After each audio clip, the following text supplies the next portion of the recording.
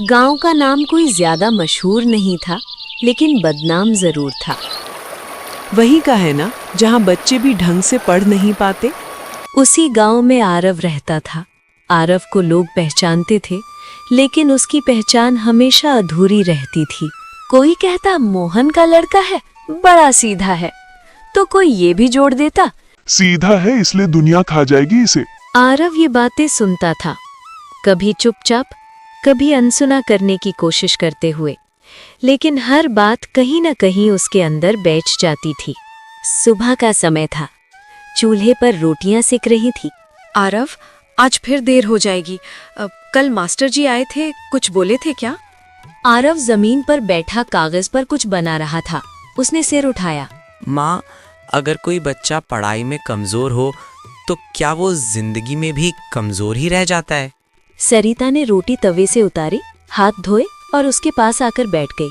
तू ये सवाल मुझसे नहीं खुद से क्यों पूछ रहा है?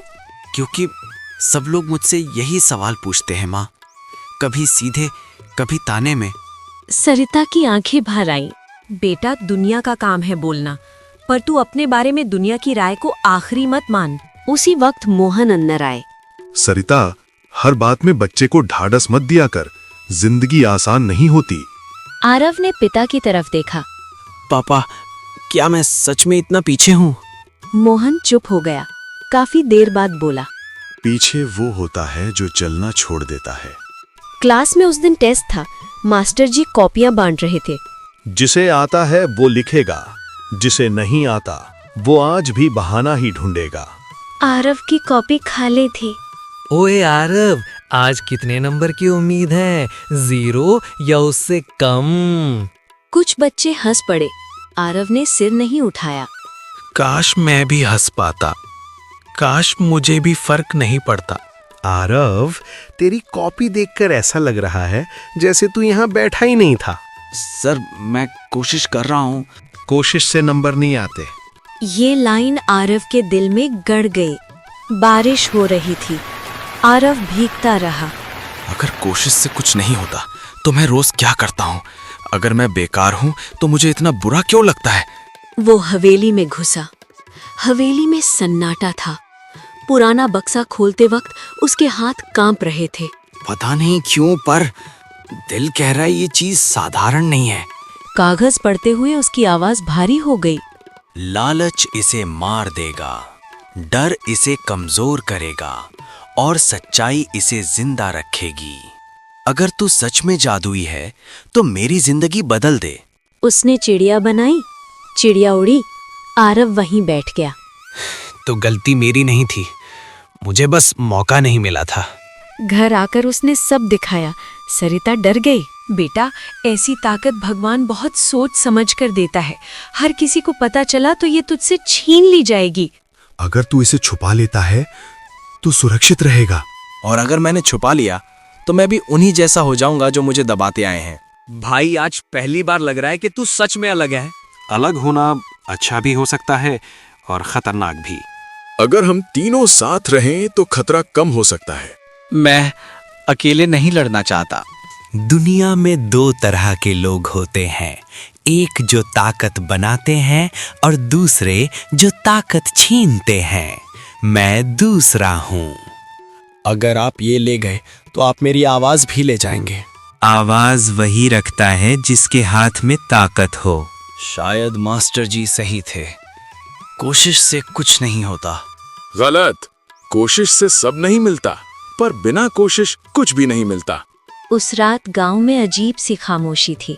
आरव अपने घर के बाहर खाट पर बैठा आसमान देख रहा था। तारे वैसे ही चमक रहे थे, लेकिन आज उसे लग रहा था कि सब कुछ उससे दूर हो गया है। बेटा, खाना रख दिया है, खा ले, ठंडा हो जाएगा। माँ, आज भूख नहीं है। सरिता पास आकर बैठ गई। जब से वो पेंसिल गई है तू ऐसे बैठा है जैसे तुझसे कुछ छिन नहीं गया, बल्कि तू खुद खो गया हो। आरव ने पहली बार सिर उठाया। माँ, जब वो पेंसिल मेरे पास थी ना, तब मुझे पहली बार लगा था कि मैं भी किसी काम का हूँ। आज फिर वही लग रहा है जो पहले लगता था, कि मैं बस बोझ हूँ। सरिता की आंखें भर आए। बेटा, बोझ वो होता है जो उठने से मना कर दे। तू तो गिरकर भी उठना जान। पापा, क्या आपको भी लगता है कि अगर मैं थोड़ा तेज होता तो आज ये सब नहीं होता? नहीं बेटा, अगर तू तेज होता तो शायद दुनिया तुझे और जल्दी इस्तेमाल कर लेती। दुनिया को तेज नहीं, समझदार लोग खतरनाक लगते हैं। अगली सुबह गांव के बाहर पीपल के पेड़ के नीचे बंटी, चिंटू और गोलू जमा थे। आरव भी वहां पहुंचा। भाई ये सरासर गलत हुआ है। एक बच्चे से उसकी चीज छीन ली और पूरा गांव चुप बैठा है। पर हम कर क्या सकते हैं? रघुवीर सेठ बड़ा आदमी है। बड़ा आदमी तभी तक बड़ा होता है जब तक सामने वाला डरता है। सच बता, तू लड़ना चाहता है या सब भूल जाना चाहता है? आरव चुप था। आरव ने सिर उठाया। मैं पेंसिल सिर्फ अपने लिए वापस नहीं चाहता। मैं उसे इसलिए वापस चाहता हूं क्योंकि अगर वो उसके पास रही तो वो पूरे गांव को गुलाम बना लेगा। तीनों दोस्त एक दूसरे को देखने लगे। तो तय रहा, हम डरेंगे नहीं। रघुवीर सेठ अपने गोदाम में बैठा था। सामने मेज पर जादुई पेंसिल रखी थी। इतनी साधारण सी चीज और इतनी बड़ी ताकत। उसने कागज पर नोटों का ढेर बनाया। कुछ नहीं हुआ। क्या हुआ? मेरे हाथ में क्यों नहीं चल रही? सेठ, शायद बच्चे ने कुछ किया हो। नहीं, ताकत मेरी है अब, बस तरीका गलत होगा। उसने जबरदस्ती से सोने की ईंट बनाई। कागज जलकर राख हो गया। अरे ये क्या हुआ? ये काम क्यों नहीं कर रही? पेंसिल वापस आरव के हाथ में थी। उसने आंखें बंद की। उसने गांव के लिए कुआं बनाया, सड़क बनाई, स्कूल की छत बनाई। सब सच हुआ।